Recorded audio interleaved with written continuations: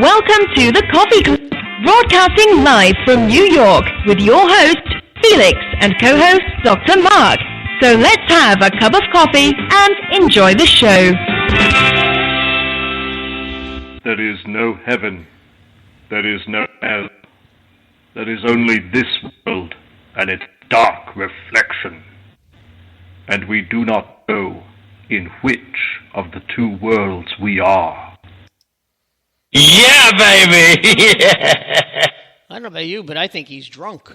Live from New York, it is the Coffee Club with your hosts, Felix. And Dr. Mark. And we are here tonight. Are you here? We are both here, actually. Well, if the audience is, anybody in the audience is out there also, our phone number today to reach us is 646-595-3275. And the phone call is absolutely free. No, to us it is, not to the people well, that make we have the to call. pay, but they don't have to pay. Of course they do. It's a local phone call for them. Yeah, but everybody's got a plan. Nobody pays for calls anymore. Well, maybe they do. Who knows? How about those people from Australia and Switzerland and Monaco that listen to us? Pastafarians, you know? No, but how about all those people worldwide who listen to us? If you are listening to us from anywhere outside the United States and you want to call us, you can log into Blog Talk Radio /ccradionetwork.com. Log in as a listener, and then you can Skype us also. And the chat room is open, available if you don't want to talk. You can type in a question, send it in, and Felix and I will be more than happy to answer it. Or not. If we can. What's more important is we're here, and it's Monday night. That's right. And the topic for tonight, very important one. It has to do with this age of terror. Now, we know it started before 9/11, so we're certainly not diminishing the importance of anything that happened before 9/11. You know, the first attack on the World Trade Center, the bombings in Oklahoma City.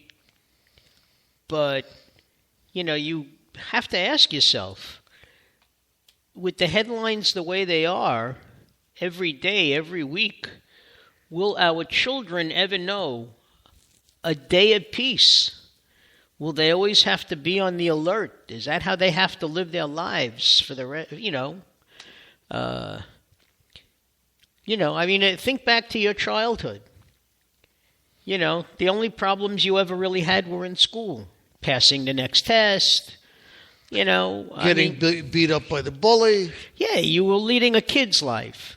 Kids now have to grow up so quickly. Parents are so afraid to give their kids even a little bit of freedom because they don't know what's going to happen. The streets aren't safe anymore.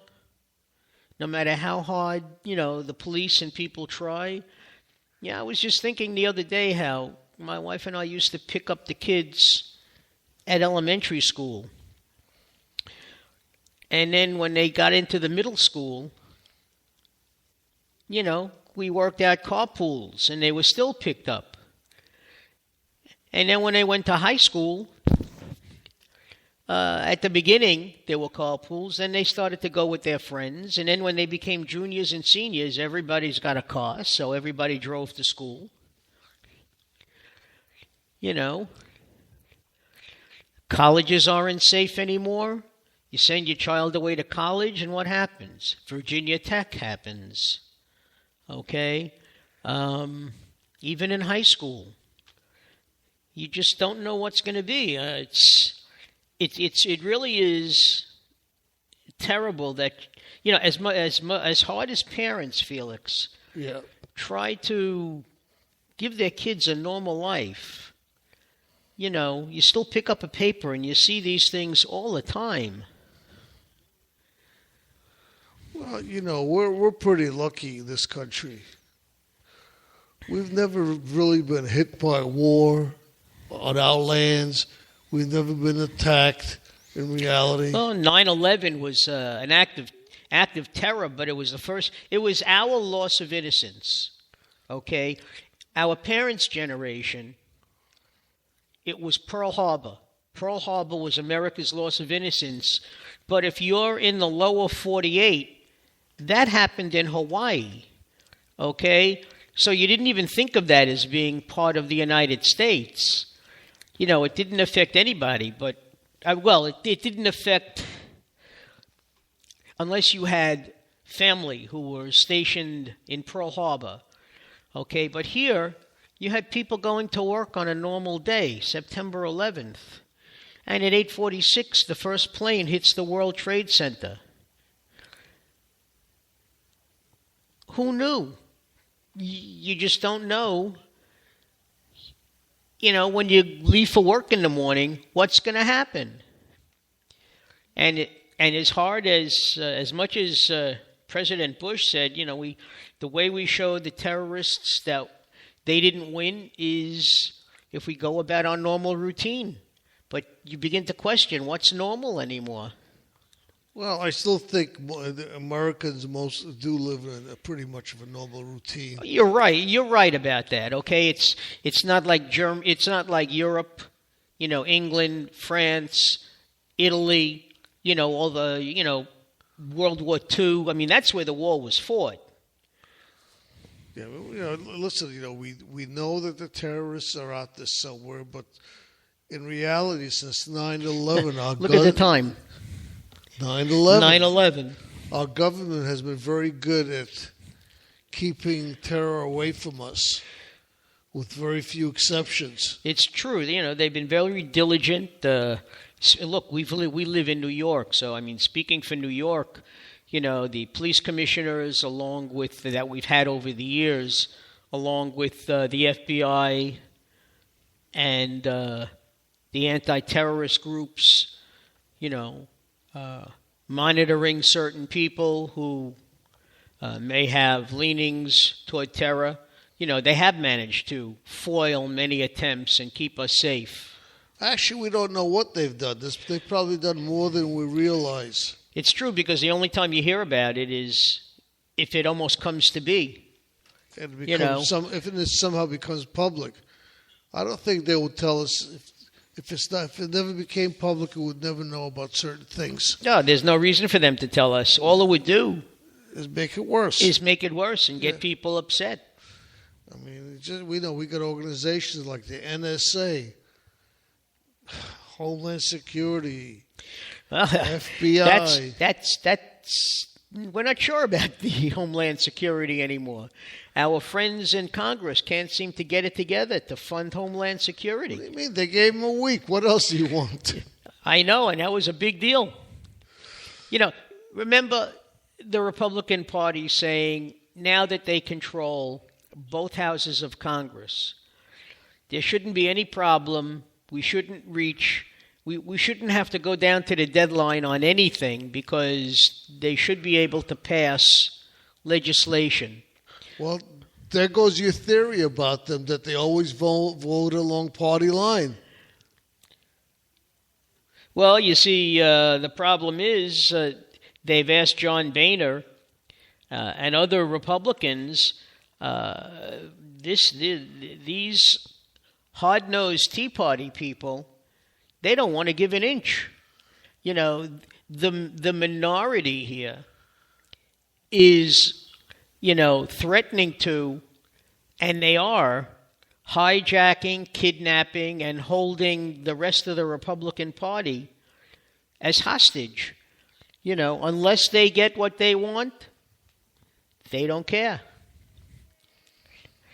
Well, that'll eventually backfire somewhere along the line.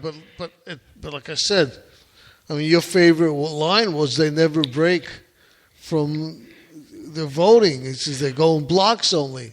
Well, before everything was, before the Republicans, the Republican Party per se and the Tea Party were all voting against Obama. Now they're voting against each other.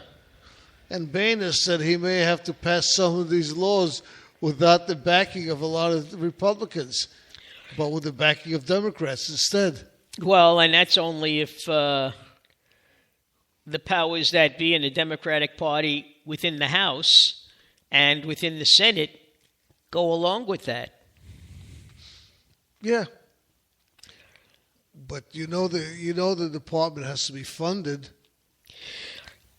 In a time like in times like this, when we are living, when Homeland Security is so important for the safety of Americans traveling abroad, and even Americans traveling within the 48, the lower 48, okay. And again, why is this happening? You know why? Because if it's not Obamacare, it's about undocumented workers, okay, and immigration. That seems to be what's holding it up now. Yep. Immigration, illegal immigrants. Listen, it's always going to be that way, I think. But it's not like they're making it easy for them to become citizens. I mean, these people have to have like $20,000 in the bank. I don't even have $20,000 in the bank. $20,000 in the bank. They have to speak fluent English. They have to pass a test. They have to have a clean record. They have to be living here for a certain amount of time. And even then, they're put on a waiting list and still have to take the test for citizenship. It's just that they're not going to be deported. Okay? Again, I haven't read all the rules, so I have to say okay. I mean, there are more, but I honestly don't know what they are. But I do remember, I mean, the monetary figure is outrageous, $20,000. I mean, your average working class family doesn't even have $20,000. I didn't hear about the $20,000. I really didn't, so I can't comment. Oh, and they have to pay back taxes. If they haven't been paying taxes because they're illegals, they have to pay back taxes. You know, they're making it so hard, it almost pays to go back to Mexico. Well, again, I can't comment about something I don't know. And I can't even give a good opinion about something I don't know. That's terrible. Well, most of our listeners give opinions about things they don't know either. Well, no, that's us usually, not the audience. Usually our audience that calls up is pretty knowledgeable when you think about it. Yeah, more than us sometimes. Well, but once again, folks, to remind you, the number is 646-595-3275. We've been on for about 15 minutes now. The way I see things, Felix and I are good for another 45 minutes or so, and then we're packing it in. Okay, well, that's nothing. That's our normal show unless we get some callers that That's very true. Oh, by the way, we do want to wish one of our loyal listeners, Elisa, good luck. She's having some surgery performed this week. We hope that things work out for her. Felix's wife is not doing very well. You know, we pray for her. My wife has shingles. We pray for her. You know, in fact, when she told me she had shingles, you know, she sort of diagnosed herself at the same time the doctor did. In fact, she diagnosed my shingles years ago.